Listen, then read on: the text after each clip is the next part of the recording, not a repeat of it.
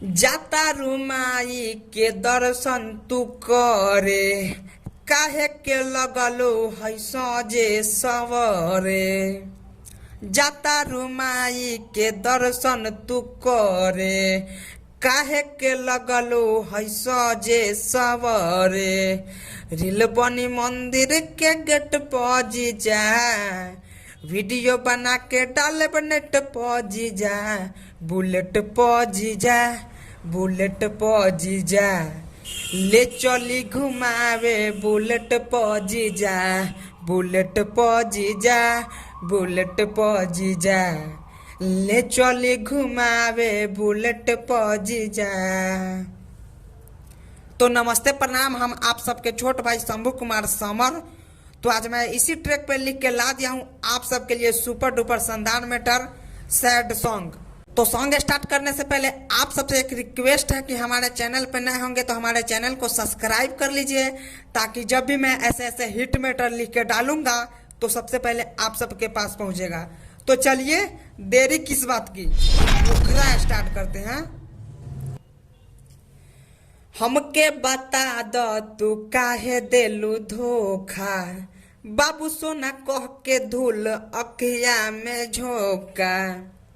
हमके बता दो तू काहे देलू धोखा, बाबू सोना कह के धूल अखिया में झोंका। हमरा जिंदगिया में तू ही रह तू, काहे घबरालू जान सच कह तू। जा खुश रह तू, जा खुश रह तू, भतरे के साथे जान खुश रह तू। जा खुश रह तू, जा खुश रह तू, भतरे के साथे जान खुश रह तू। तो दोस्तों मुखरा कैसा लगा आप लोग कमेंट करके जरूर बताइएगा। तो चलिए अंतरा सुनाते हैं। हमसे कह कवन मजबूरी रहे, तोहरे खातिर अखिया से लोरवा बहे। दिल से कह दे तू ए हमर जान, त तोहके भुला दे हो।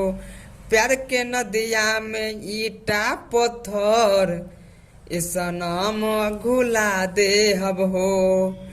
टाइट रही हम लुझ रहू तू, तर पीले हम महसूस कर तू। जा खुश रह तू, जा खुश रह तू, भतरे के साथे जान खुश रह तू। जा खुश रह तू, जा खुश रह तू, भतरे के साथे जान खुश रह तू। तो दोस्तों अंतरा कैसा लगा आप लोग कमेंट करके जरूर बताइएगा, और अच्छा लगे तो वीडियो को लाइक कमेंट शेयर कर दीजिएगा। चैनल पे नए होंगे तो चैनल को सब्सक्राइब कर लीजिए। नाम अंतरा बताते हैं। शंभू समर से शादी रचा ली हलू, टुनटुन मुकेश के काहे भुला दी हलू। ललन सरवन आइल बाटे जान, कि दुआरा बारात ले के ससुरा चल जइबो काल्हे सनम। भतरे के साथ होई के बोला ना जादे बस चुप रह तू। पियवे के साथे जाके सुत रह तू। जा खुश रह तू, जा खुश रह तू, भतरे के साथे जान खुश रह तू। जा खुश रह तू, जा खुश रह तू, भतरे के साथे जान खुश रह तू। तो दोस्तों वीडियो कैसा लगा और लिखावट मेरा कैसा है आप लोग कमेंट करके जरूर बताइएगा, और वीडियो अच्छा लगे तो लाइक कमेंट शेयर कर दीजिएगा। चैनल पर नए होंगे तो चैनल को सब्सक्राइब कर लीजिएगा।